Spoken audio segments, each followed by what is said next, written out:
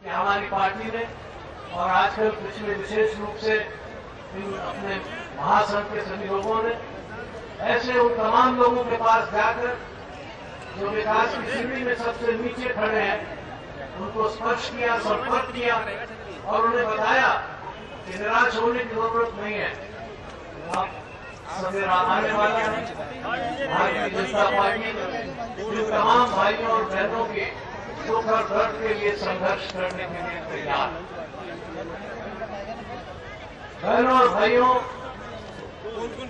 ये सवाल आज देश के सामने सबसे महत्वपूर्ण सवालों में से है कि हमारे देश के 70% से अधिक लोग दरिद्रता की तरफ क्यों बढ़ रहे हैं। उनकी आर्थिक स्थिति, सामाजिक स्थिति, शिक्षा की स्थिति, स्वास्थ्य की स्थिति ये दिन ब दिन अच्छी होने के बजाय बद से बदतर क्यों हो रही है। ये गहरा सवाल है। प्रधानमंत्री जी कहते हैं देश की तरक्की हो रही है, हमारी जीडीपी बढ़ रही है, हमारे देश की प्रति व्यक्ति आमदनी बढ़ रही है। कहा जाता है कि देश की आमदनी पिछले कुछ सालों में दुगनी, तिगनी, चौगनी हो गई है। ऐसे भी शहर है जहां प्रति व्यक्ति औसत आमदनी 70,000 रुपए है। अब मैं आपसे पूछना चाहता हूं, आपकी अपनी आमदनियां बढ़ी है क्या घटी है? जरा हाथ बताइए मुझे। आपकी आमदनी बढ़ी है तो हाथ कहिए, घटी है तो बताइए। बताइए यहाँ बैठे हुए भाइयों और बहनों, पिछले 5-7 सालों में आपकी आमदनी बढ़ी है या घटी है? जोर से बताइए। आवाज यहाँ से हमें रेस कोर्स रोड तक ही पहुँचानी है। प्रधानमंत्री जी वहीं रहते हैं, उनको पता लगना चाहिए कि हिंदुस्तान का मजदूर, गरीब, शोषित और पीड़ित आदमी चिल्ला चिल्ला के कह रहा है कि प्रधानमंत्री जी आपका दावा गलत। बताइए, प्रधानमंत्री जब कहते हैं कि देश की तरक्की हो रही है, सही कहते हैं या गलत कहते हैं? बताइए क्या कहते हैं? अब जिसे हमारे देश का मजदूर भी जानता है उसे प्रधानमंत्री नहीं जानता, इसके लिए मैं क्या कह सकता हूं। मैंने संसद में एक सवाल किया था कि संविधान के अंदर इस देश के ये व्यवस्था है कि भारत की सरकार को निर्देशात्मक सिद्धांत बताए गए हैं, गाइडिंग प्रिंसिपल्स, और उसमें ये कहा गया है कि ये भारत के नागरिकों को रोजगार की और जीविकोपार्जन की और उचित वेतन की, उचित पगार की और इतना ही नहीं बल्कि आराम और रचनात्मक कार्य करने में उसकी प्रवृत्ति बढ़े, इसकी सुविधा प्रदान करेंगे। ये संविधान कहता है भारत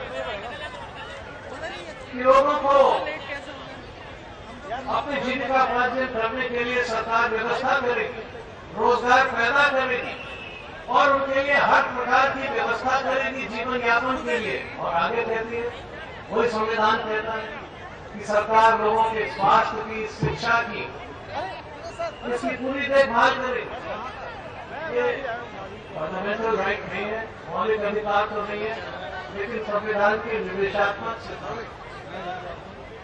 शिक्षा के बारे में भी उन्होंने कहा था कि राज्य का दायित्व होगा कि बच्चों को शिक्षा देगी, और संविधान का मौलिक अधिकार नहीं। बिना शिक्षा के दुनिया में कोई व्यक्ति आगे नहीं बढ़ सकता। जब वाजपेयी जी की सरकार आई और मुझे शिक्षा मंत्री का काम मिला तो मैंने कहा कि सबसे पहले हिंदुस्तान के गरीब आदमी को, मजदूर को, किसान को, मेहनतकश इंसान को निःशुल्क और अनिवार्य शिक्षा का अधिकार संविधान में मिलना चाहिए। और हमारी सरकार ने वो अधिकार आपको दिया और आज हिंदुस्तान के हर गरीब आदमी के बच्चे को निःशुल्क और प्राथमिक शिक्षा, प्राइमरी एजुकेशन पाने का अधिकार है। और अच्छी से अच्छी शिक्षा आपको मिले, ये अधिकार भी हमने कानून बनाकर आपको दिया। मैंने एक सवाल किया था कि एक व्यक्ति सरकारी कर्मचारी केंद्र में हो जाता है, उसकी तनख्वाह 10,000 रुपये, 12,000 रुपये महीने से शुरू होती है। साल में 52 इतवार और 52 शनिवार, 104 दिन उसको छुट्टी हो, ये उसका अधिकार है सर्विस कंडीशन। और 14 दिन की उसको आकस्मिक अवकाश की, ये तो नहीं सकता हो। और अगर बीमार हो गया तो उसको मेडिकल लीव की सुविधा है, और बीमार होने पर उसको दवाई भी सीजीएचएस की स्कीम में मिलने की सुविधा है। लेकिन मैं ये पूछना चाहता हूं कि एक मजदूर, एक ठेली वाला, एक किसान, वो तो 365 दिन काम करता है, तब भी पेट नहीं भर पाता। अगर मजदूरी न मिले तो बेकार हो जाता। अगर रिक्शा वाला, उसको सवारी न मिले, बीमार हो जाए, चला नहीं सकती, दवाई भी नहीं ले सकती। तो अगर पास में 10-20 रुपए बचत हो तो दवाई में खर्च हो जाए। किसान 24 घंटे काम करता, जाड़े में, ओले में, धूप में, बरसात में काम करता है, तो छुट्टी है उसको। मैं आपसे पूछता हूं मजदूर भाइयों, किसान भाइयों, श्रमिकों, बहनों, बीड़ी बनाने वाली बहनों, आपको कोई छुट्टी है? देश में उद्योग बढ़े, हमें कोई दिक्कत नहीं है। देश में संपत्ति आए जरूरी है, मगर उसका वितरण भी जरूरी है। उस संपत्ति को पैदा करने में जो लोग अपना हार्ड मास लगाते हैं, जो लोग अपनी सारी शक्ति लगाते हैं, उनका भी हिस्सा उसमें न्याय का होना चाहिए। इसलिए हमने कहा कि हम किसी के दुश्मन नहीं है, मालिक से कोई दुश्मनी नहीं है। वो भी इसी भारत माता की संतान है, हम भी इसी भारत माता की संतान है। लेकिन ये क्या बात है कि एक संतान सिर्फ सेवा करती है और दूसरी संतान सिर्फ मेवा खाती है, ये अन्याय नहीं चाहिए। हिसाब होगा, हिसाब करो और उस हिसाब के हिसाब से देश की व्यवस्था चलाओ। और अब विदेशी पूंजी आ रही है जो सबसे खतरनाक है। अभी सरकार ने पिछले दिनों विदेशी कंपनियों को हिंदुस्तान में खुदरा बाजार में आने की इजाजत दी है और बहुत बातें समझाई है उन्होंने, कहा कि इससे बड़ा लाभ होगा, इससे नौकरियां बढ़ेंगी। भाइयों और बहनों, इससे बड़ी झूठ कोई नहीं हो सकती। एक कंपनी वॉलमार्ट जिसका जिक्र किया गया, उसका सालाना व्यापार $400 बिलियन का है। $बिलियन। अगर हिंदुस्तानी रुपयों में इसको करें तो कई लाख करोड़ रुपए। हमारा खुदरा व्यापार $400 बिलियन का। हमारे यहाँ 5 करोड़ लोग उसमें काम करते हैं और वॉलमार्ट में 25 लाख लोग काम करते हैं। बताइए कहाँ ज्यादा रोजगार है, हिंदुस्तानी खुदरा बाजार में या वॉलमार्ट में? बताइए कहाँ ज्यादा रोजगार है? हमारे व्यापार में 5 करोड़ आदमी काम करते हैं, उस कंपनी में 25 लाख लोग काम करते हैं, किसमें ज्यादा लोग काम करते हैं बताइए? अपने में, हमारे भारत वाली में तो हाँ कहिए और नहीं है तो ना कहिए। किस कंपनी में ज्यादा काम होता है? अगर इसको हटा दिया और विदेशी को ले आए तो क्या होगा? रोजगार खत्म होगा, रोजगार नहीं मिलेगा। हम पूछना चाहते हैं प्रधानमंत्री जी से, किस हिसाब से वो कहते हैं कि आपको रोजगार मिले? फिर कहते हैं आप क्यों चिंता करते हैं, किसान का बहुत फायदा होगा। तो किसान का कोई फायदा नहीं होगा। मैं आपको सिर्फ एक बात बताना चाहता हूं, पूरे आंकड़े, पूरी रिपोर्ट हमने सदन में रखी है और जब चाहे जहां चाहे मैं प्रधानमंत्री जी को, उनके सभी मंत्रियों को, उनके आर्थिक सलाहकारों को खुली चुनौती देता हूं कि आए वो हमसे, भारतीय जनता पार्टी के लोगों से इस मामले में खुली मंच पर बहस कर लें। इस नीति से देश का विकास होगा या देश का विनाश? ये वॉलमार्ट जो है ना, ये जब सामान को ये कहते हैं ना, ठेले वाले को कोई नुकसान नहीं होगा। मैं बता रहा हूँ, ठेले वाले, रिक्शा वाले, टेम्पो वाले, ट्रक वाले सब कुछ जाएंगे इसमें।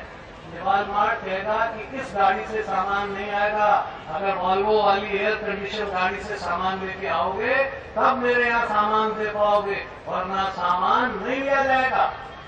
ट्रांसपोर्टर भाइयों, टेम्पो और रिक्शा वाले भाइयों, होशियार, खबरदार, खबरदार,